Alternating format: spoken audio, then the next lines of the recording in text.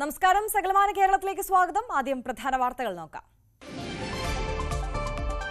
കോഴിക്കോട് തീപിടുത്തത്തിന് കാരണം സുരക്ഷാ വീഴ്ച തന്നെ. വകുപ്പുകളുടെ സംയുക്ത പരിശോധന റിപ്പോർട്ട് ഇന്ന് കളക്ടർക്ക് കൈമാറും. ജുഡീഷ്യൽ അന്വേഷണം വേണമെന്ന് UDF, കോർപ്പറേഷനെ പ്രതിയാക്കി കേസെടുക്കണമെന്ന് കോഴിക്കോട് DCC. മലപ്പുറം മഞ്ഞൾപ്പാറയിൽ വന്യജീവി ശല്യത്തിൽ വലഞ്ഞ് നാട്ടുകാർ. വനം വകുപ്പിന് മെല്ലെപ്പോക്കെന്ന ആരോപണം ശക്തം. കാളികാവിലെ നരഭോജി കടുവയെ കൊല്ലണമെന്ന് പഞ്ചായത്ത് പ്രസിഡന്റ് ഷിജിമോൾ. ചിന്നക്കനാലിൽ ആദിവാസികളെ കൈവിട്ടു വനം വകുപ്പ്. ഭൂമി ആദിവാസികൾക്ക് വിതരണം ചെയ്യാതെ ബോർഡ് വെച്ചെന്ന് പരാതി. കുടിൽ കെട്ടി സമരത്തിലേക്ക് പട്ടികവർഗ ഏകോപന സമിതി. മോഷണം പോയ ഐഫോണുകൾ അടക്കം കണ്ടെടുത്ത് കുറ്റിപ്പുറം പോലീസ്. ഉടമസ്ഥർക്ക് തിരിച്ചെടുത്ത് നൽകിയത് 20ഓളം മൊബൈൽ ഫോണുകൾ. കരുവാറ്റയിൽ KSRTC നിയന്ത്രണം തെറ്റി കാറിലിടിച്ച് അപകടം. കാർ യാത്രക്കാരി മരിച്ചു.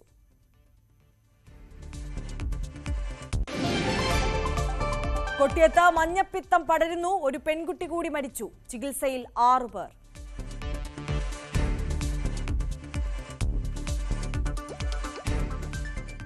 വിശദമായി നോക്കാം. കോഴിക്കോട് പുതിയ ബസ് സ്റ്റാൻഡ് കെട്ടിടത്തിലെ തീപിടുത്തത്തിൽ സംയുക്ത പരിശോധന തുടരുന്നു. പോലീസ്, ഫയർഫോഴ്സ് എന്നിവയടക്കം 5 വകുപ്പുകളുടെ നേതൃത്വത്തിലാണ് പരിശോധന. റിപ്പോർട്ട് ഇന്ന് കളക്ടർക്ക് കൈമാറും. കെട്ടിട പരിപാലന ചട്ടം പാലിക്കാത്തതാണ് തീപിടുത്തത്തിന് കാരണമായതെന്നാണ് നിഗമനം. കെട്ടിടത്തിലെ അനധികൃത നിർമ്മാണങ്ങളെക്കുറിച്ച് കോർപ്പറേഷനും പരിശോധന തുടങ്ങി. ജില്ലാ കളക്ടർ അതുമായി ബന്ധപ്പെട്ട് ഫയർഫോഴ്സ് തുടങ്ങിയ സേനാ വിഭാഗങ്ങളോട് അവർക്ക് പറയാൻ വേണ്ടി പറഞ്ഞു. നഗരസഭയും ഇന്ന് വിദഗ്ധ സമിതി യോഗം ചേർന്ന് എന്തെങ്കിലും പാളിച്ചകളോ പോരായ്മകളോ ഉണ്ടായിട്ടുണ്ടോ എന്ന് പരിശോധിക്കുന്നുണ്ട്. അങ്ങനെ സർവ്വതല സ്പർശിയായ പരിശോധനകളിലൂടെ വീഴ്ചയുണ്ടെങ്കിൽ വീഴ്ച തിരുത്താനും വീഴ്ചക്കിടവരുത്തിയവർ ആരെങ്കിലും ഉണ്ടെങ്കിൽ അവരെ മേൽ നടപടിയെടുക്കാനും മനഃപൂർവ്വമായ എന്തെങ്കിലും സംഭവിച്ചിട്ടുണ്ടോ എന്നത് മറ്റൊരു തരത്തിലുള്ള പരിശോധനയും എല്ലാ തരത്തിലുമുള്ള രഹസ്യ പരസ്യ പരിശോധനകളിലൂടെയായിരിക്കും ഈ വിഷയത്തിൽ സർക്കാർ ഒരു അന്തിമ തീരുമാനിക്കുക. ഇതെല്ലാവർക്കും ഒരു പാഠമാകണം. ഇടയ്ക്കിടയ്ക്ക് ഉണ്ടാവുന്ന, പ്രത്യേകിച്ച് നമ്മുടെ പഴയ കെട്ടിടങ്ങളിൽ ഇടയ്ക്കിടയ്ക്ക് ഇങ്ങനെ തീപിടുത്തം ഉണ്ടാവുമ്പോൾ കൃത്യമായിട്ട് അതിന്റെ ശാസ്ത്രീയമായിട്ടുള്ള കാര്യങ്ങളെക്കുറിച്ച് നമുക്കൊരു അവബോധം ഉണ്ടാവുകയും അത് കർശനമായിട്ട് നടപ്പിലാക്കുകയും വേണമെന്ന് മാത്രമേ ഈ സമയത്ത് പറയാനുള്ളൂ. എല്ലാ കെട്ടിടത്തിലും ഫയർ ഓഡിറ്റിംഗ് ചെയ്യാനുള്ള ഒരു മുന്നറിയിപ്പ് കൂടിയാണ് വാസ്തവത്തിൽ ഇങ്ങനെ ഒരു സംഭവം. അതേസമയം ജുഡീഷ്യൽ അന്വേഷണം ആവശ്യപ്പെട്ട് UDF രംഗത്തെത്തി. ഇത്തരം കാര്യങ്ങളെ സംബന്ധിച്ചിടത്തോളം തീർച്ചയായിട്ടും ഒരു ജുഡീഷ്യൽ അന്വേഷണം തന്നെ യഥാർത്ഥത്തിൽ ഉണ്ടാകേണ്ടതാണ്. പക്ഷേ ഇപ്പോൾ അന്വേഷണം ഉണ്ടാകുന്നു എന്ന് പറയുന്നത് അധികാരികൾ തന്നെ പറഞ്ഞിട്ടുള്ള അന്വേഷണം മാത്രമായിട്ടാണ് ഞാൻ കാണുന്നത്. ആ അധികാരികൾ പറയുന്ന അന്വേഷണത്തെക്കാൾ ഉപരിയായി ഒരു ജുഡീഷ്യറിയുടെ നേതൃത്വത്തിൽ ഒരു അന്വേഷണം നടന്നാൽ പല കാര്യങ്ങളും പുറത്തേക്ക് വരും എന്നത് യാഥാർത്ഥ്യമാണ്. ഇത് എന്തുകൊണ്ട് സംഭവിച്ചു എന്നതിനെക്കുറിച്ച് പൊതുജനങ്ങൾ കൂടി അറിയണമെങ്കിൽ ഈ അന്വേഷണ റിപ്പോർട്ട് പുറത്ത് വരേണ്ടതായിട്ടുണ്ട്. അതല്ലാതെ രഹസ്യമായി വെച്ചുകൊണ്ട് പോകുന്നതല്ല ഉചിതം. കെട്ടിടത്തിൽ അഗ്നിരക്ഷാ ഉപകരണങ്ങൾ ഒന്നും ഉണ്ടായിരുന്നില്ലെന്ന് fire officer KM Ashraf Ali പറഞ്ഞു. ഇന്നലെ വൈകുന്നേരം 5:05 ബീച്ച് ഫയർ സ്റ്റേഷനിൽ നമുക്ക് ഫസ്റ്റ് കോൾ വരുന്നത്. 5:06 തന്നെ അവിടുന്ന് വണ്ടി പുറപ്പെടുകയും 5:08 സംഭവസ്ഥലത്തേക്ക് എത്തുകയും ചെയ്തു. തീ വളരെ വലുതാണെന്ന് കണ്ടപ്പോൾ ഇവിടെ നിന്ന് തന്നെ മെസ്സേജ് എല്ലാ നിലയങ്ങളിലേക്കും പാസ് ചെയ്തു. അവിടെ നിന്നെല്ലാം വാഹനങ്ങൾ, കോഴിക്കോട് ജില്ലയിലെ എല്ലാ വാഹനങ്ങളും സംഭവസ്ഥലത്തേക്ക് എത്തിച്ചു. പിന്നെ അതുകൂടാതെ തന്നെ മലപ്പുറം ജില്ലയിൽ നിന്നും 2 വാഹനങ്ങൾ ഇങ്ങോട്ട് എത്തിച്ചു. അതുപോലെ എയർപോർട്ടിലെ ഒരു വാഹനവും ഇങ്ങോട്ട് എത്തിച്ചു. അങ്ങനെ ഫയർ ഫൈറ്റ് ചെയ്ത് 10 മണിയോടുകൂടി ഏകദേശം നിയന്ത്രണ വിധേയമാക്കുകയും പുലർച്ചെ 5:30 കംപ്ലീറ്റ് ആയിട്ട് അണക്കുകയും ചെയ്തു. പിന്നെ എന്തെങ്കിലും എക്സിജൻസി വരികയാണെങ്കിലോ എന്ന് വിചാരിച്ചിട്ട് ഒരു വാഹനം ഇവിടെ സ്റ്റാൻഡ് ബൈ ഇട്ടിട്ട് നമ്മൾ പോവുകയാണ് ചെയ്തത്. കോഴിക്കോട് തീപിടുത്തത്തിൽ കോർപ്പറേഷനെ 1ാം പ്രതിയാക്കി കേസെടുക്കണമെന്ന് DCC പ്രസിഡന്റ് K പ്രവീൺകുമാർ. വ്യാപാരികൾക്കും ജീവനക്കാർക്കും കോർപ്പറേഷൻ നഷ്ടപരിഹാരം നൽകണം. നഷ്ടപരിഹാരം നൽകിയില്ലെങ്കിൽ പ്രക്ഷോഭം തുടങ്ങുമെന്നും കോൺഗ്രസ്. ഈ അപകടത്തിലെ 1ാം പ്രതി കോഴിക്കോട് കോർപ്പറേഷനാണ്. കോർപ്പറേഷൻ അധികാരി പ്രതി ചേർത്തുകൊണ്ട് ക്രിമിനൽ കേസെടുക്കണം. 1. രണ്ടാമത്, ഈ വ്യാപാരികൾക്ക് നഷ്ടപരിഹാരം കോർപ്പറേഷൻ നൽകണം. ഇന്നും നാളെയൊക്കെ തൊഴിൽ നഷ്ടപ്പെട്ട തൊഴിലാളികളെ സംരക്ഷിക്കാൻ കോർപ്പറേഷൻ മുന്നോട്ട് വരണം. ഇതാണ് കോൺഗ്രസ് ആവശ്യപ്പെടുന്നത്. മാത്രവുമല്ല, ഇന്നൊരു ദുരന്ത ദിവസമാണ്. ഇന്ന് കൂടുതലൊന്നും പറയുന്നില്ല. ഈ ആവശ്യങ്ങൾ ഉന്നയിക്കപ്പെട്ടിട്ടില്ലെങ്കിൽ ഒരു സംശയവും വേണ്ട, അതിശക്തമായ പ്രക്ഷോഭമായി കോൺഗ്രസ് രംഗത്ത് വരും. ഇത് കോൺഗ്രസ് നിരന്തരമായി ആവശ്യപ്പെടുന്നതും ഉന്നയിക്കുകയും ചെയ്യുന്ന കാര്യങ്ങൾ അവഗണിച്ചതിന്റെ തിക്തഫലമാണ് ഇന്ന് കോഴിക്കോടുണ്ടായിരിക്കുന്നത്. മലപ്പുറം കാളികാവിലെ നരഭോജി കടുവയെ കൊല്ലണമെന്ന് കാളികാവ് പഞ്ചായത്ത് പ്രസിഡന്റ് ഷിജിമോൾ. കടുവയെ പിടിക്കാത്തതിൽ നാട്ടുകാർക്ക് ആശങ്കയുണ്ട്. ഭയപ്പാടോടെയാണ് ജനം കഴിയുന്നത്. നിലവിൽ കാൽപ്പാടുകൾ കണ്ട ഭാഗം ജനവാസ മേഖലയെന്നും ഷിജിമോൾ പ്രതികരിച്ചു. ഇത് ഒരു സ്ഥലത്തുനിന്ന് കണ്ടു, പിന്നെ കുറച്ച് അപ്പുറത്തുള്ള സ്ഥലങ്ങളിൽ കണ്ടു എന്ന് പറയുമ്പോൾ ആളുകൾ ഇപ്പൊ എത്രത്തോളം ഭയാനകമായിട്ടാണ് അവിടെ ജീവിക്കുന്നത് എന്നുള്ളത് നമുക്ക് അങ്ങനെ ഊഹിക്കുമ്പോൾ തന്നെ മനസ്സിലാവും. പിന്നെ ആ ഒരു ഏരിയ എന്ന് പറയുന്നത് എല്ലാവരും ശ്രദ്ധിച്ച പോലെ തന്നെ അവിടെ കുറച്ചൊക്കെ ജനവാസ മേഖല ഉണ്ട് താനും.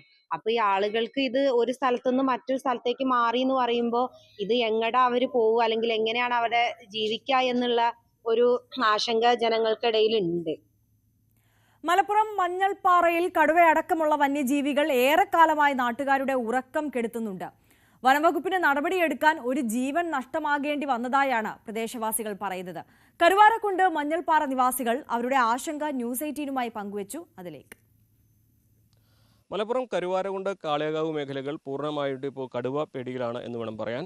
കാളികാവ് ഒരു ടാപ്പിംഗ് തൊഴിലാളിയെ കടുവ കൊന്നതോടെയാണ് ഈ സാഹചര്യങ്ങൾ അതീവ ഗൗരവമാവുന്ന തരത്തിലേക്ക് എത്തിയത്. ഇപ്പോൾ കടുവയെ പിടികൂടാൻ വനംവകുപ്പ് ഊർജിത ശ്രമങ്ങൾ നടത്തുന്നുണ്ട്.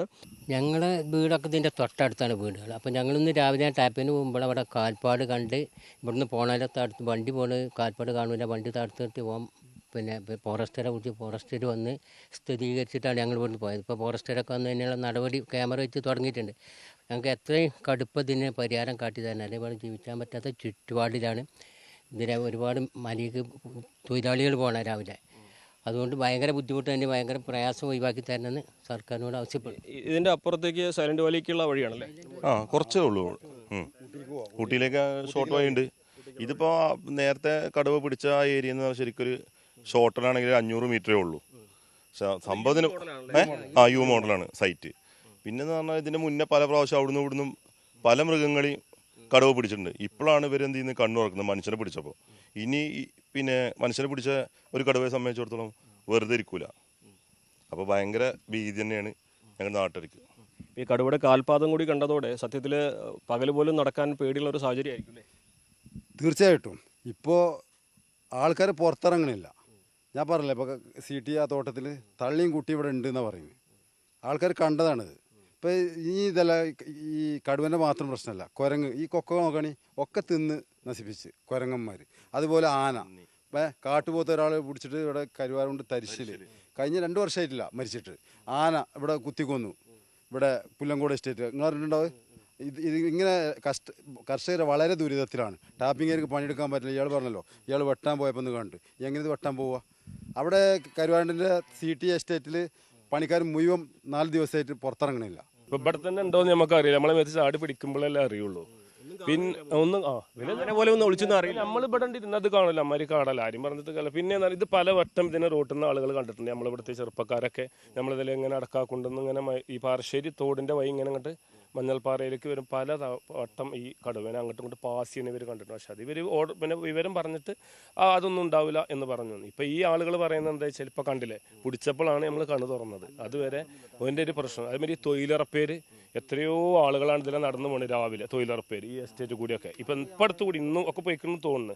ഈ റോഡിൻ്റെ സൈഡിൽ അവർ കുഴക്ക് മാറ്റുമ്പോൾ ഒക്കെ ഒന്ന് പിടിച്ചാൽ നമ്മളെന്താ കാട്ടുക? ജീവനത്തിന് പോലും വഴിയില്ലാത്ത അവസ്ഥയാണ് ഇവിടെ സ്ഥിതിഗതികൾ. വളരെ മോശം തന്നെയാണ്. അതാണ് ഇവിടുത്തെ ഒരു പ്രശ്നം. ഇതൊരു വനത്തോട് ചേർന്നുള്ള മേഖലയായതുകൊണ്ട് തന്നെ കടുവയ്ക്ക് ഏത് വഴി വേണമെങ്കിലും കടന്നു പോകാൻ കഴിയും. മാത്രമല്ല എസ്റ്റേറ്റുകളിലൊക്കെ അടിക്കാട് വെട്ടാത്തതിന് തുടർന്ന് എവിടെയും ഒളിച്ചിരുന്നാൽ പോലും അറിയാത്തൊരവസ്ഥ. അക്ഷരാർത്ഥത്തിൽ ഇവിടുത്തെ ജനജീവിതം വലിയ ദുസ്സഹമായ സാഹചര്യത്തിലാണ്. അപ്പോൾ വനംവകുപ്പ് ഇപ്പോൾ നടത്തുന്ന ഇടപെടൽ കുറേ നേരത്തെ നടത്തേണ്ടതായിരുന്നത് ആവശ്യവർക്ക് മുൻപിലുണ്ട്. പക്ഷേ ഇനിയെങ്കിലും ഊർജിതമായിട്ട് കടുവയെ പിടികൂടാൻ കഴിയുന്നൊരു സാഹചര്യം ഒരുക്കണമെന്ന് മാത്രമാണ് ഈ പ്രദേശവാസികൾക്ക് അഭ്യർത്ഥിക്കാനുള്ളത്. അഖിലോട്ട് പറയ്ക്കൊപ്പം CV അനുമോദ്, ന്യൂസ് 18. പ്രഖ്യാപനത്തിൽ മാത്രം ഒതുങ്ങിയിരിക്കുകയാണ് ഇടുക്കിയിലെ വന്യമൃഗങ്ങൾക്ക് റോഡ് മുറിച്ച് കടക്കുന്നതിനായി അണ്ടർപാസുകൾ നിർമ്മിക്കാനുള്ള പദ്ധതി. കൊച്ചി ധനുഷ്കോടി പാതയ്ക്ക് കുറുകെ 3 ഇടങ്ങളിലാണ് അണ്ടർപാസുകൾ നിർമ്മിക്കാൻ പദ്ധതി ഒരുക്കിയത്. സംസ്ഥാനത്തെ ആദ്യ വൈൽഡ് ലൈഫ് ക്രോസിംഗ് പദ്ധതിയാണിത്. കാട്ടാനക്കൂട്ടങ്ങളും വന്യമൃഗങ്ങളും ദേശീയപാതയിൽ ഇറങ്ങുന്നത് തടയാനാണ് അണ്ടർപാസുകൾ നിർമ്മിക്കാൻ വനംവകുപ്പ് തീരുമാനിച്ചത്. ബോഡിമെട്ടിനടുത്ത്, തൊണ്ടിമല, പൂപ്പാറയ്ക്കടുത്ത് മൂലത്തുറ, ആനയിറങ്കൽ എന്നിങ്ങനെ 3 സ്ഥലങ്ങളിലാണ് ഇതിനായി സ്ഥലം കണ്ടെത്തിയത്. ദേശീയപാതയ്ക്കായി വനംവകുപ്പ് വിട്ടു നൽകിയ സ്ഥലത്തിനും മുറിച്ചുമാറ്റിയ മരങ്ങൾക്കും പകരമായി ദേശീയപാത വിഭാഗം കേന്ദ്ര വനം പരിസ്ഥിതി മന്ത്രാലയത്തിന് കീഴിലുള്ള compensatory afforestation fund management and planning authority അഥവാ കാപ്പയിൽ അടച്ച 6,90,00,000 രൂപയാണ് പദ്ധതിക്കായി ഉപയോഗിക്കുന്നത്. 1 വർഷം മുൻപ് ദേശീയപാത വിഭാഗത്തിന്റെ സഹായത്തോടെ അണ്ടർപാസുകളുടെയും ഓവർബ്രിഡ്ജുകളുടെയും രൂപരേഖയും വനംവകുപ്പ് ക്യാമ്പയ്ക്ക് സമർപ്പിച്ചിരുന്നു. ദേവികുളം ഗ്യാപ്പിന് സമീപം വരയാടുകൾക്ക് റോഡ് മുറിച്ചു കടക്കാൻ 4 മീറ്റർ വീതിയിൽ മേൽപ്പാലവും ഇതിൽ ഉൾപ്പെടുത്തിയിരുന്നു. ആളുകളെ സംബന്ധിച്ചും വാഹനങ്ങൾക്കും അതുപോലെ വന്യമൃഗങ്ങൾക്കും വളരെയേറെ സംരക്ഷണം നൽകുന്ന ഒരു പദ്ധതിയായിരുന്നു അത്. ആ പദ്ധതി ഇപ്പോൾ 2 വർഷമായിട്ടും നിലച്ചിരിക്കുകയാണ്. എവിടെയാണ് അതിൻ്റെ ഫണ്ട്, എന്താണത് ചെയ്യുന്നത് എന്ന് നിലവിൽ യാതൊരു വിവരവുമില്ലാത്ത ഒരു അവസ്ഥയിൽ കൂടെയാണ് കടന്നു പോകുന്നത്. വനം വകുപ്പിന് ഇവ നിർമ്മിക്കാനുള്ള സാങ്കേതിക സംവിധാനങ്ങൾ ഇല്ലാത്തതിനാൽ ദേശീയപാത അധികൃതരെയാണ് ഇതിനായി ചുമതലപ്പെടുത്തിയിരിക്കുന്നത്. എന്നാൽ ദേശീയപാത നിർമ്മാണം പൂർത്തിയായിട്ടും അണ്ടർപാസുകളുടെ പണി ഇതുവരെ ആരംഭിച്ചിട്ടില്ല. ഇതോടെ സംസ്ഥാനത്തെ ആദ്യ വൈൽഡ് ലൈഫ് ക്രോസിംഗ് പദ്ധതിയാണ് പ്രഖ്യാപനത്തിൽ മാത്രം ഒതുങ്ങിയിരിക്കുന്നത്. ന്യൂസ് 18 ഇടുക്കി. മുതലപ്പുഴയിൽ മത്സ്യബന്ധന തുറമുഖത്തെ മണൽ നീക്കം പുനരാരംഭിച്ചു. ചന്ദ്രഗിരി ഡ്രഡ്ജറും 3 എക്സ്കവേറ്ററുകളുമാണ് നിലവിൽ മണൽ നീക്കം നടത്തുന്നത്. സോയിൽ പൈപ്പുകൾ യോജിപ്പിക്കുന്ന പ്രവൃത്തികൾ ഇന്നലെ പൂർത്തീകരിച്ചിരുന്നു. ബണ്ട് നിർമ്മാണം ഇന്ന് തന്നെ ആരംഭിച്ച് വ്യാഴാഴ്ചയോടെ പൂർത്തിയാക്കും. വിവരങ്ങളുമായി എസ് അഭിലാഷ് ചേരുന്നു. അഭിലാഷ്, മത്സ്യത്തൊഴിലാളികളുടെ പ്രതിഷേധം അത് ഫലം കാണുന്നു അല്ലേ? ആര്യ, മുതലപ്പുഴ തുറമുഖത്ത് കഴിഞ്ഞ ഏതാനും ദിവസങ്ങളായി നടന്നു വന്ന ശക്തമായ പ്രതിഷേധത്തിനാണ് ഇപ്പോൾ ശമനമുണ്ടായിരിക്കുന്നത്. ഇന്നലെ കളക്ടറുടെ വസതിയിൽ വെച്ച് സമരസമിതി നേതാക്കളും മായി നടന്ന ചർച്ചയിലാണ് ഈ ഒരു ഡ്രഡ്ജിംഗ് പുനരാരംഭിക്കാനുള്ള ഒരു തീരുമാനം എടുത്തത്. ഇന്ന് രാവിലെ മുതലാണ് ചന്ദ്രഗിരി ഡ്രഡ്ജർ ഉപയോഗിച്ചുള്ള മണൽ നീക്കം ആരംഭിച്ചത്. 11:30 3 എക്സ്കവേറ്ററുകളും മണൽ നീക്കത്തിന് സഹായിക്കാൻ എത്തിയിരുന്നു. ഇനി അധികമായി ഒരു ലോങ് ബൂം എക്സ്കവേറ്റർ കൂടി അധികമായി മുതലപ്പുഴയിൽ എത്തിക്കാനും അധികൃതർ തീരുമാനിച്ചിട്ടുണ്ട്. അതുപോലെ തന്നെ ഈ ചന്ദ്രഗിരി ഡ്രഡ്ജറിന്റെ കരാർ കാലാവധി നീട്ടി നൽകുന്നത് സംബന്ധിച്ചുള്ള ചർച്ചകളും അധികൃതർ ആരംഭിച്ചു കഴിഞ്ഞു. അതുപോലെ തന്നെ ടെട്രോ പാഡുകൾ നീക്കം ചെയ്യുന്നതിനുള്ള യന്ത്രങ്ങളും ഈ ബുധനാഴ്ചയോടെ എത്തും എന്ന് വേണ്ട ദ്രുതഗതിയിലുള്ള നടപടികൾ തന്നെയാണ് ഇപ്പോൾ മുതലപ്പുഴയിൽ നടന്നു വരുന്നത്. എന്തായാലും പ്രതിഷേധത്തിന് ഏകദേശം ശമനമുണ്ടായിരിക്കുന്നു. മാത്രമല്ല ഈ മാസം 30-ാം തീയതിക്ക് മുമ്പ് ഈ മണൽ നീക്കം പൂർണ്ണമാക്കി മത്സ്യത്തൊഴിലാളികളുടെ വള്ളങ്ങൾക്ക് കടലിൽ ഇറങ്ങാൻ എന്നുള്ള സാഹചര്യം ഒരുക്കുമെന്നും അവിടെ പുഴയിൽ വേണ്ടത്ര ആഴം ഉറപ്പാക്കുമെന്നും അധികൃതർ മത്സ്യത്തൊഴിലാളികൾക്ക് ഉറപ്പ് നൽകിയിട്ടുണ്ട്. ആര്യ, ശരി. എസ് അഭിലാഷാണ് വിവരങ്ങൾ നൽകിയത്. കൊല്ലം കൊട്ടിയത്ത് മഞ്ഞപ്പിത്തം പടരുന്നു. രോഗം ബാധിച്ച് ചികിത്സയിലിരുന്ന ഒരു പെൺകുട്ടി കൂടി മരിച്ചു. കഴിഞ്ഞ ദിവസം ഇവരുടെ സഹോദരി മഞ്ഞപ്പിത്തം ബാധിച്ച് മരിച്ചിരുന്നു. കണ്ണനല്ലൂർ സ്വദേശിനി നീതുവാണ് മരിച്ചത്. ചികിത്സയിലിരിക്കെയാണ് മരണം. +2 വിദ്യാർത്ഥിനിയായിരുന്നു. നീതുവിന്റെ സഹോദരി മീനാക്ഷി കഴിഞ്ഞ ദിവസം രോഗം ബാധിച്ചു മരിച്ചിരുന്നു. ഇവരുടെ സഹോദരനും ചികിത്സയിലാണ്. ചേരിക്കോണത്ത് 6 പേർക്കാണ് ഇതുവരെ മഞ്ഞപ്പിത്തം സ്ഥിരീകരിച്ചത്. ഹെൽത്തുകാരിവിടെ വന്ന് ഈ മഞ്ഞപ്പിത്തം അറിഞ്ഞതിന് ശേഷമാണ് വന്നത്. ഫസ്റ്റ് ഒന്ന് മഞ്ഞപ്പിത്തം തുടങ്ങിയപ്പോഴൊന്നും അവർ വന്നിട്ടില്ല. ഇപ്പൊ ഈ കുഞ്ഞുങ്ങൾ മരിച്ചതിന് ശേഷം 2 ദിവസം മുമ്പാണ് ഇത് വരുന്നതും ഇവരിറങ്ങുന്നതും എല്ലാം. പക്ഷെ ഇവിടെ ഒരുപാട് അഴുക്കും എന്തൊരു ഒക്കെ ഉണ്ട്. ഒരുപാട് വെള്ളം കെട്ടി നിർത്തുന്നത് വന്ന് നമ്മൾ ഹെൽത്തിൽ വരെ പോയി പരാതി പറഞ്ഞാൽ അവർ 1-2 വട്ടം വന്ന് പറഞ്ഞിട്ട് അവരങ്ങ് പോത്തതേ ഉള്ളൂ. ഒരു കാര്യത്തിനും അവർ വരുത്തില്ല. നമ്മൾ ആരെങ്കിലും വിളിച്ചു പറയുമെങ്കിലേ അവർ വന്നത് ചെയ്യത്തുള്ളൂ, അല്ല അവരൊന്നും ചെയ്യത്തില്ല. ആരോഗ്യ വിഭാഗം സ്ഥലത്ത് പരിശോധന നടത്തി. മഞ്ഞപ്പിത്തം റിപ്പോർട്ട് ചെയ്ത സ്ഥലത്തും പരിസരങ്ങളിലും തൃക്കോവിൽവട്ടം പ്രാഥമിക ആരോഗ്യ കേന്ദ്രത്തിന്റെ നേതൃത്വത്തിൽ ക്ലോറിനേഷൻ നടത്തുന്നുണ്ട്. പരിസരത്തെ എല്ലാ കിണറുകളിലെയും വെള്ളം പരിശോധനയ്ക്കായി ശേഖരിച്ചു. പ്രദേശത്തെ കാർഷിക ആവശ്യങ്ങൾക്കായി കെട്ടിനിർത്തിയ തലച്ചിറ ബണ്ടിലെ വെള്ളം ഊറ്റായി ഒഴുകി കിണറ്റിലെത്തി മലിനമായിട്ടുണ്ടോ എന്നും പരിശോധിച്ചു വരികയാണ്. ന്യൂസ് 18 കൊല്ലം. ഇടുക്കി ചിന്നക്കനാലിൽ വനം വകുപ്പ് ബോർഡ് സ്ഥാപിച്ച ഭൂമിയിൽ കുടിൽ കെട്ടി സമരം നടത്തുമെന്ന് ആദിവാസി സംഘടനയായ പട്ടികവർഗ ഏകോപന സമിതി. വനംവകുപ്പ് ബോർഡ് സ്ഥാപിച്ചിരിക്കുന്നത് ആദിവാസി പുനരധിവാസ പദ്ധതി പ്രകാരം വിതരണം ചെയ്യാൻ കണ്ടെത്തിയ ഭൂമിയിലാണെന്നും ഭൂമി എത്രയും പെട്ടെന്ന് ആദിവാസികൾക്ക് വിതരണം ചെയ്യണമെന്നും പട്ടികവർഗ ഏകോപന സമിതി ആവശ്യപ്പെട്ടു.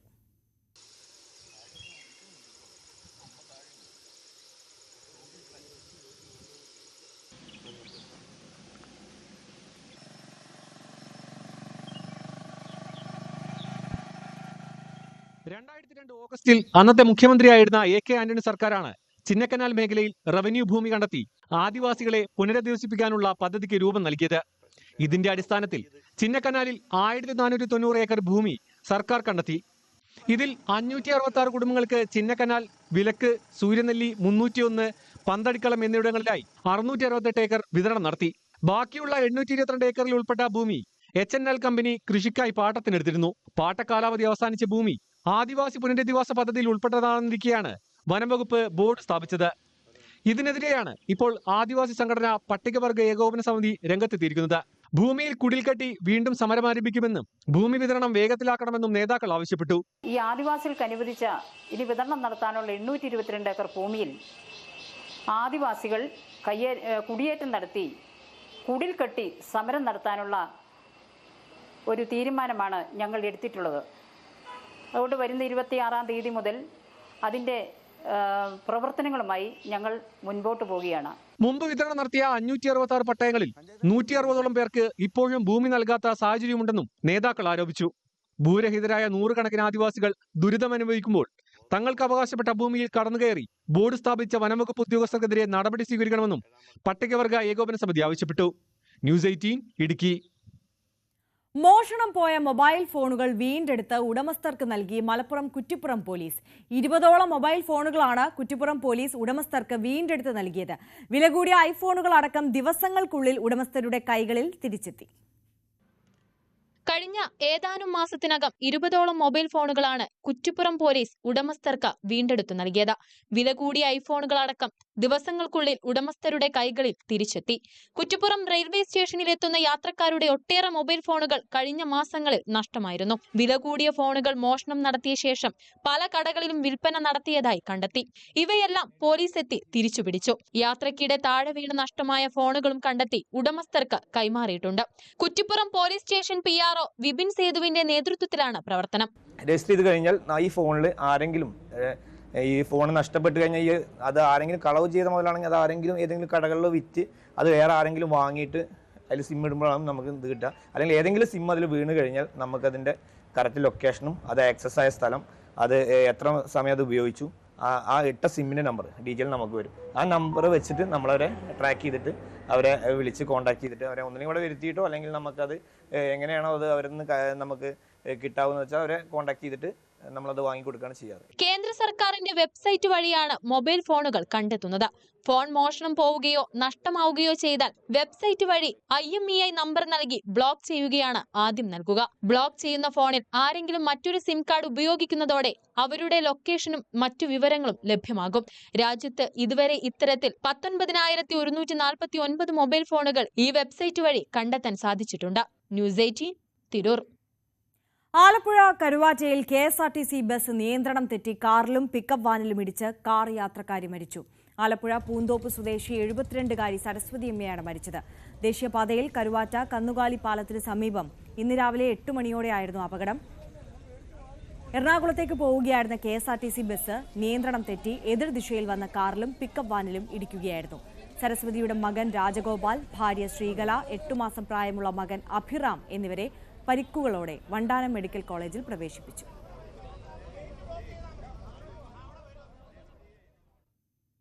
കൊല്ലം ചടയമംഗലത്ത് വീട്ടുമുറ്റത്ത് നിന്ന ചന്ദനമരം മോഷ്ടിച്ച് കടത്തി. തേവന്നൂർ പറമ്പിൽ മാധവക്കുറുപ്പിന്റെ വീടിന് മുന്നിൽ നിന്ന ചന്ദനമരമാണ് ഇന്ന് പുലർച്ചെ മോഷ്ടിച്ചത്. 30 വർഷം പഴക്കമുള്ളതാണ് മരം. ശബ്ദം കേട്ട് പുറത്തിറങ്ങിയപ്പോഴേക്കും മോഷ്ടാക്കൾ തടിയുമായി കടന്നെന്ന് വീട്ടുകാർ പറയുന്നു.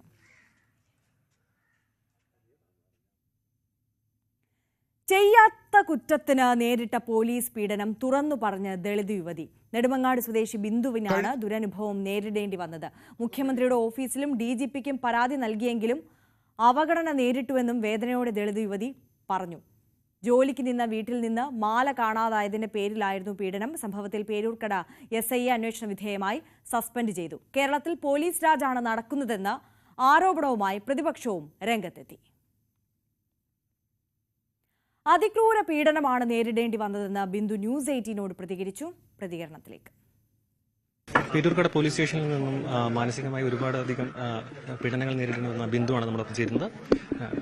പോലീസിന്റെ ഭാഗത്തുനിന്ന് ശാരീരികമായ ബുദ്ധിമുട്ടുകൾ എന്തെങ്കിലും? ശാരീരികമായിട്ടല്ല, മാനസികമായിട്ടുള്ള വളരെ മോശമായ രീതിയിൽ തന്നെയാണ് പെരുമാറിയത്. വളരെ വേദനിപ്പിക്കുന്നതിന് അങ്ങേറ്റവരെന്നെ വേദനിപ്പിച്ചു. ഭക്ഷണം നൽകാതെയും അന്നത്തെ ദിവസമൊന്നും ആഹാരവും വെള്ളമൊന്നും എനിക്ക് തന്നിട്ടില്ല. ഉറങ്ങാൻ സമ്മതിച്ചു? ഉറങ്ങാനും സമ്മതിച്ചില്ല. അടുത്ത ദിവസം രാവിലെയാണ് പിറ്റേന്ന് രാവിലെയാണ് എന്റെ ചേട്ടൻ വന്നത്. എന്റെ ജാമ്യത്തിലൊന്നുമല്ല എന്നെ വിട്ടിരിക്കുന്നത്.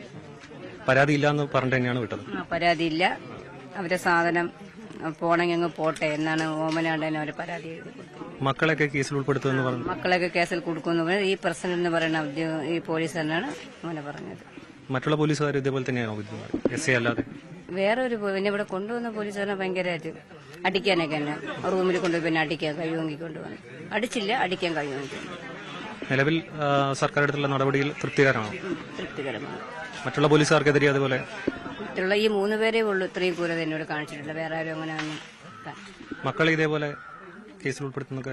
അത് ഈ മക്കളെ ഈ രാത്രി 9 തൊട്ട് രാവിലെ വരെ എന്നെ ഈ മാനസികമായിട്ട് പീഡിപ്പിച്ച ഈ പ്രസിഡന്റ് എന്ന് പറയുന്ന ഉദ്യോഗസ്ഥൻ. അതിനുശേഷം എല്ലാവരും വരുന്നുണ്ട്. ഇങ്ങനെ മോഷണ കേസ് പ്രതിയാണെന്ന് പറയണമെങ്കിലും എല്ലാവരും നോക്കി ചിരിക്കുന്നു. അങ്ങനെയൊക്കെ അല്ലാതെ വാക്കുകൊണ്ട് എന്നെ നോവിച്ചത് ഈ പ്രസിഡന്റ് എന്ന് പറയുന്ന ഉദ്യോഗസ്ഥൻ. അത്തരത്തിലാണ് സമാനതകളില്ലാത്ത പീഡനമാണ് ബിന്ദു പേരൂർക്കട പോലീസ് സ്റ്റേഷനിൽ നിന്ന് നേരിട്ടത്. ഇപ്പോൾ SIക്ക് സസ്പെൻഷൻ ലഭിച്ചിരിക്കുന്നു. മറ്റുള്ള നിയമ നടപടികളുമായി മുന്നോട്ട് പോകുമെന്നാണ് ബിന്ദു അറിയിക്കുന്നത്. ക്യാമറാമാൻ അരുൺ പാലോടിനൊപ്പം സാരംഗ് സുധാകരൻ, ന്യൂസ് 18 തിരുവനന്തപുരം. പോലീസ് സ്റ്റേഷനിൽ പരാതി പറയുന്നവരെ അപമാനിക്കുന്നുവെന്ന് പ്രതിപക്ഷ നേതാവ് VD സതീശൻ. ഒരു ദളിത് യുവതിക്ക് പോലും നീതി ലഭിക്കുന്നില്ല. പോലീസ് ഭരണത്തിന്റെ നേർസാക്ഷ്യമെന്നും VD സതീശൻ പ്രതികരിച്ചു. ഞാൻ ചോദിക്കട്ടെ, പോലീസ് സ്റ്റേഷനിൽ പിണറായി വിജയൻ ആഭ്യന്തരമന്ത്രിയായിരിക്കുമ്പോൾ പോലീസ് സ്റ്റേഷനിൽ ചെല്ലുന്നവർക്ക് കക്കൂസിലെ വെള്ളമാണോ കുടിക്കാൻ കൊടുക്കുന്നത്? എന്നിട്ട് മുഖ്യമന്ത്രിയുടെ ഓഫീസിൽ ചെന്നപ്പോൾ അവരെ വീണ്ടും അപമാനിച്ച് അവരെ പറഞ്ഞയച്ചു. പരാതി കൊടുത്ത് എടുക്കും, വേണമെങ്കിൽ കോടതി പൊക്കോളാൻ. മുഖ്യമന്ത്രിയുടെ ഓഫീസിൽ നിന്നുള്ള നീതി ഇതാണ്. ഇത് ഒരു പ്രതീകം മാത്രമാണ്. കഴിഞ്ഞ നിരവധി വർഷക്കാലമായി ഈ സംസ്ഥാനത്ത് നടക്കുന്ന പോലീസ് ഭരണത്തിന്റെ നേർസാക്ഷ്യമാണ് ഈ 4ാം വാർഷികത്തിൽ തിരുവനന്തപുരത്തുണ്ടായ ഈ ബിന്ദുവിനുണ്ടായ ഈ സംഭവം. തൊടുപുഴ മലങ്കരയിൽ ആരംഭിച്ച മലമ്പുഴ മോഡൽ ടൂറിസം പദ്ധതി ലക്ഷ്യം പൂർത്തിയാകാതെ ഇഴയുന്നു. മലങ്കരയിലെത്തുന്ന സഞ്ചാരികൾക്കായി ആകെ ഉള്ളത് തുറന്നു നൽകാത്ത ഒരു എൻട്രൻസ് പ്ലാസയും കുട്ടികളുടെ ചെറിയൊരു പാർക്കും മാത്രമാണ്. സഞ്ചാരികൾക്കായി കൂടുതൽ പദ്ധതികൾ മലങ്കരയിൽ നടപ്പാക്കണമെന്ന ആവശ്യം ഉയരുകയാണ്. തൊടുപുഴക്കടുത്തുള്ള മുട്ടം, കുടയത്തൂർ പഞ്ചായത്തുകളുടെ ഹൃദയമാണ് മലങ്കര ജലാശയം. വർഷത്തിൽ 365 ദിവസവും വെള്ളം, എങ്ങും എവിടെയും പച്ചപ്പ്. ഓരോ വീടുകളിലും സാമ്പത്തിക വികസനം എത്തിക്കാൻ കഴിയുന്ന വിധത്തിൽ ജലകേളികളും ടൂറിസം പദ്ധതികളും ആസൂത്രണം ചെയ്യാൻ സാധ്യതകളേറെയാണ്. എന്നാൽ സർക്കാരോ ജലം ടൂറിസം വകുപ്പുകളോ മലങ്കരയുടെ സാധ്യത കാണുന്നില്ല. മലമ്പുഴ മോഡൽ പദ്ധതി മലങ്കരയിൽ നടപ്പാക്കണമെന്നാണ് ആവശ്യം. പൂന്തോട്ടവും ബോട്ടുചെട്ടിയും ആനസവാരിയും കുതിരസവാരിയും ഉൾപ്പെടുന്ന ടൂറിസം സാധ്യതകൾ നടപ്പാക്കിയാൽ സഞ്ചാരികളുടെ പ്രധാന ഇടമായി മലങ്കര മാറും. ഒരു എൻട്രൻസ് പ്ലാസ പണിത് വെച്ചിട്ടുണ്ട്. കോടികൾ മുടക്കി. അത് എൻ്റെ അറിവ് ശരിയാണെങ്കിൽ അത് വിജിലൻസിൻ്റെ കേസായി മറ്റ് നിയമങ്ങളിൽ കടന്നു പോകുന്ന ഒരു സാഹചര്യം നിലവിൽ വെക്കുന്നത്. ഇങ്ങനെയുള്ള ഒരു എൻട്രൻസ് പ്ലാസയോ അതിന് ബന്ധപ്പെട്ട കാര്യങ്ങളോ ഒന്നും മുന്നോട്ട് പോയി ഈ നാടിൻ്റെ ഒരു സമഗ്ര വികസനം എന്നുള്ളത് ഒരിക്കലും ഇവിടെ നമുക്ക് നമ്മുടെ കാഴ്ചപ്പാടിൽ നമ്മുടെ കൺമുന്നിൽ കാണാത്ത ഒരു സാഹചര്യമാണ് നിലവിലുള്ളത്. വിനോദസഞ്ചാരികൾക്കായി നിർമ്മിച്ച പാർക്കാണ് മലങ്കര ജലാശയത്തോടനുബന്ധിച്ച് ആകെയുള്ള വിനോദസഞ്ചാര വികസനം. സമീപത്തെ 4 പഞ്ചായത്തുകളുടെ സമഗ്ര വികസനത്തിനും കാർഷിക മേഖലയിലെ ഉൽപ്പന്നങ്ങളുടെ വിപണനം വിനോദസഞ്ചാര മേഖലയുമായി ബന്ധപ്പെട്ട് നടത്തുവാനും മലങ്കര ജലാശയവുമായി ബന്ധപ്പെട്ട സാധ്യതകൾ പ്രയോജനപ്പെടുത്താനാകും. എന്നാൽ ഇതിനുള്ള അവസരങ്ങൾ നല്ല നിലയിൽ പ്രയോജനപ്പെടുത്താൻ അധികൃതർ തയ്യാറാകുന്നില്ല എന്നാണ് ആരോപണം. ഇന്ന് പല ഹൈറേഞ്ച് മേഖലകളിലടക്കം ഹോം സ്റ്റേ ടൂറിസം വളർന്നു വന്നുകൊണ്ടിരിക്കുമ്പോൾ നമുക്ക് ജലസമൃദ്ധമായ മലങ്കര ജലാശയത്തിൽ ബോട്ടിൻ്റെയും അതുപോലെ തന്നെ മറ്റ് സവാരി ഉൾപ്പെടെ ബോട്ട് സവാരി ഉൾപ്പെടെയുള്ള അതുപോലെ തന്നെ നമുക്കറിയാം നയനമനോഹരമായ ഒരു പ്രദേശം കൂടിയാണ്. അത്തരം സാധ്യതകൾ പ്രയോജനപ്പെടുത്തിക്കൊണ്ട് ഒരു വലിയ ടൂറിസം സാധ്യതകൾ നിലനിൽക്കെ അത് പ്രയോജനപ്പെടുന്നതിന് വേണ്ടിയിട്ട് ബന്ധപ്പെട്ട അധികാരികളുടെ ഭാഗത്ത് നമുക്കറിയാം ടൂറിസം മന്ത്രിയുടെയൊക്കെ ഭാഗത്തു നിന്നും ഈ കാര്യത്തിലൊരു മലങ്കരയോട് കാണിക്കുന്ന ഒരു അവഗണന ഇപ്പോഴും നിലനിൽക്കുകയാണ്. മൂലമറ്റം പവർ ഹൗസിൽ വൈദ്യുതോൽപാദനത്തിന് ശേഷം തുറന്നുവിടുന്ന വെള്ളമാണ് മലങ്കര ജലാശയത്തിന്റെ പ്രധാന ജലസ്രോതസ്. മലങ്കര അണക്കെട്ടിൽ വേനലിൽ ജലം നിറയ്ക്കുന്നതിനാൽ കൊടും വേനലിൽ പോലും ജലാശയത്തിൽ വെള്ളം ഒരു പ്രശ്നമില്ല. സർക്കാർ മനസ്സ് വെച്ചാൽ മാത്രം ഒട്ടേറെ മാറ്റങ്ങൾ മലങ്കരയുടെ മണ്ണിൽ കൊണ്ടുവരാനാകും. എന്നാൽ അണക്കെട്ടുമായി ബന്ധപ്പെട്ട് ഇടയ്ക്കിടെ ജനവിരുദ്ധ ഉത്തരവുകളിലൂടെ ജനങ്ങളെ ആശങ്കപ്പെടുന്നതിൽ ഒതുങ്ങുകയാണ് ജലവിഭവ വകുപ്പിന്റെ വിനോദം. ന്യൂസ് 18 ഇടുക്കി. ഇനി നോക്കാം ഇന്നത്തെ സ്വർണം വെള്ളി നിരക്കുകൾ. കവിത ഗോൾഡ് ആൻഡ് ഡയമണ്ട്സ് ഇന്നത്തെ സ്വർണം വെള്ളി നിരക്കുകൾ നിങ്ങൾക്കായി സമർപ്പിക്കുന്നത് Kavitha gold and diamonds. Choose your special. സ്വർണം 22 ക്യാരറ്റ് ഗ്രാമിന് 8755 രൂപ, പവന് 7040 രൂപ. സ്വർണം 18 ക്യാരറ്റ് ഗ്രാമിന് 7210 രൂപ, പവന് 57680 രൂപ. വെള്ളി ഗ്രാമിന് 108 രൂപ, കിലോഗ്രാമിന് 1,80,000 രൂപ. കവിത ഗോൾഡ് ആൻഡ് ഡയമണ്ട്സ് ഇന്നത്തെ സ്വർണം വെള്ളി നിരക്കുകൾ നിങ്ങൾക്കായി സമർപ്പിച്ചത് Kavita Gold and Diamonds. Choose your special. പൂർണ്ണമാകുന്നു സകലമാന കേരളം. ഇടവേളയ്ക്ക് ശേഷം കാണാം സ്പോട്ട് ലൈവ്. ടോം കുര്യാക്കോസ് ചേരും. നമസ്കാരം.